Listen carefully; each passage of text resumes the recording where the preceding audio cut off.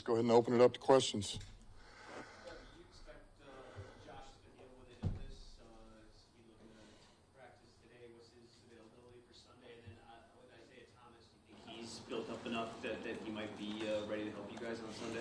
Yeah, Pascal's dealing with something right now. He'll be okay long term, but he's got a little bit of something, So I don't see him practicing today. Yes, we will use Isaiah. He's done enough during the week to want to get him out there and get him some reps. So he's in a good place, and we're excited to see him play. Really, I mean, Terrell and I were talking about it this morning because he's got length, he's got size, strength, he's smart, and plays hard. So it'll be exciting to see how he does. I don't know if Josh's absence would then extend to Sunday, but if it does, what sort of bind does that leave you guys in it defensively? That'd be where you're talking defensively. Yeah, I mean, that's why we're, those three guys got to step up between Isaiah and Al Muhammad and Houston. They got to help, They got to help, and that's where it goes. But as always, we spread the load across that D line, with Levi and Mack and Reeder and Wingo, and O'Connor. So we got plenty in there, and they pick up the slack. It's been almost a full month since you guys have played at home. I guess just what are you looking forward to about getting back to your home stadium? Yeah, it feels good to get back in front of our fans, our place, the environment of it, our own home routine. You get things done here and you're back at your own place. It's good.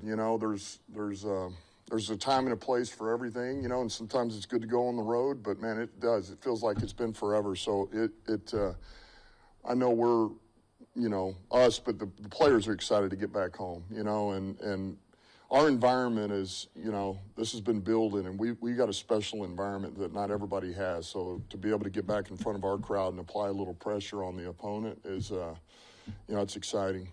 And it ultimately benefits you, but with the way the game ended last night, I know you guys have been really aggressive with proposing rule changes or amending rules. Do you think there's any wiggle room in proposals to find a way to have a common sense replay review that misses big things like that are game altering? I mean, just if you put yourself in the Vikings' shoes in this situation. Yeah, I can understand that, and you would like to believe we could get there, but I do know this: slowing the game down is something that they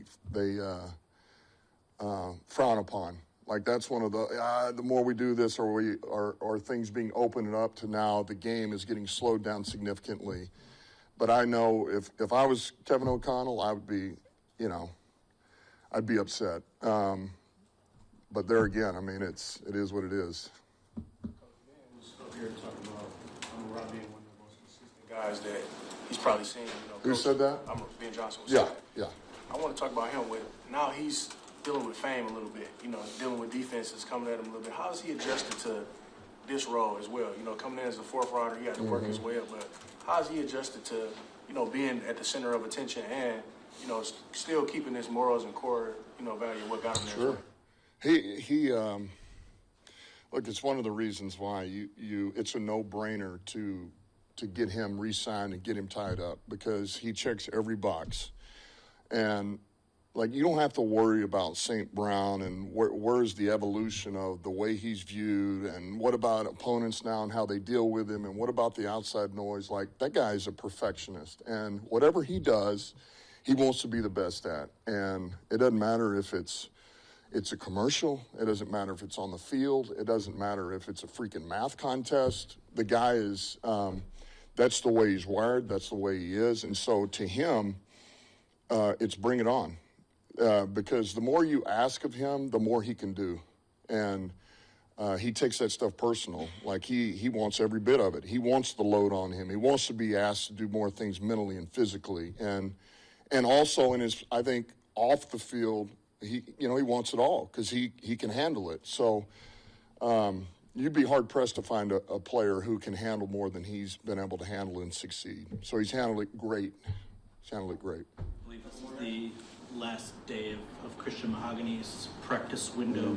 I know you've got till probably early next week to make that decision, but do you have a sense of where you're leaning? Is he acclimated enough to help you maybe the rest of the season? Yeah, you know what, Brad and I have not talked about him yet going into next week. You know, that'll come up after this game. I would tell you this, he's gotten better every week. He's made strides every week, and that has been very noticeable. So I'm just standing up here in front of you. I think it would be hard to say that that you don't want to continue this progress. That would be hard to say. So, but until I talk to Brad, I won't know for sure on that. You mentioned Mohamed multiple times here in the last 2 weeks since you added him. I knew you were familiar with him. You had him maybe 1 year in New Orleans, but most of his career has been Indy. What can you tell us about, I guess, his rush style, what he could bring to the table if you bring him up this week? Yeah, here's what you don't have to worry about. A guy playing the game with some nastiness and aggressiveness, strength. You know, he's going to set an edge. He's going to play hard. He's competitive. He's a finisher, and he's got a little bit of rush ability. You know, he's more of a kind of push the pocket power, and then plays off of that. But it's more about him coming in to do some of the dirty work and just, you know, bring your hard hat, bring your lunch pail type guy, and he's going to give us a good day's work is really what we're anticipating. Really, all we need out of him. Last two, Dave and Ben, talk about their defense a little bit and how well they play on that side of the ball and the Jeff and Arson. What about their pass rush? What sort of challenges do they present? Yeah, well, you know, it's interesting because some of these you look and they're down in sacks, but they're getting sacks, and it's been like, oh, it was a sack. Well, it was a DPI downfield. There's a sack. It was a defensive hold. It's like these things have come up to where it gets negated. So they're really getting them. They just haven't been able to count because of other things that are happening on the field. So, look, it starts with Simmons. He's, as we know, he's an issue, man. If you don't handle him, he can wreck a game. So, you know, that guy's, you know, you got to be careful if you think you're going to put him one-on-one.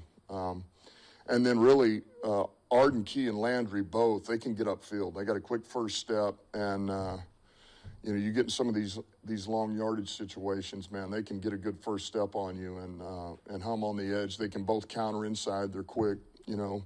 Fortunately for us, we got two good tackles. You know, but that's where it begins. And then Sweat, you know, can push the middle a little bit. You know, he can get in there and push it, and you know, with the speed on the perimeter, we already talked about Simmons, and then with him just pushing the pocket, that's where they create issues. And then I'm not even talking about pressure. You know, you start talking about third down. They got a pressure package. They got some double A. They'll bring, you know, no different than what we faced last week in some regards. So this team's been good. You know, I know the sack numbers aren't there, but the pressure numbers are there. And this defense is, like I say, they're still, you could argue they're a top five defense. They are a top five defense. So, and they get off the field on third down. It's the first time we saw Melifanu in a while yesterday. Just any updates there, and how's he kind of progressing? Yeah, the best I could tell you is he's progressing. You know, he's gotten better. And he's better than he was when we put him on injured reserve. So that's a good thing, and that was why we did it. You know, we wanted to get him right and you know, not feel pressured or hurried to get him out there and get it to where he feels comfortable. He feels good about it. He feels good about his body, and so he's progressed nicely. Okay, thanks.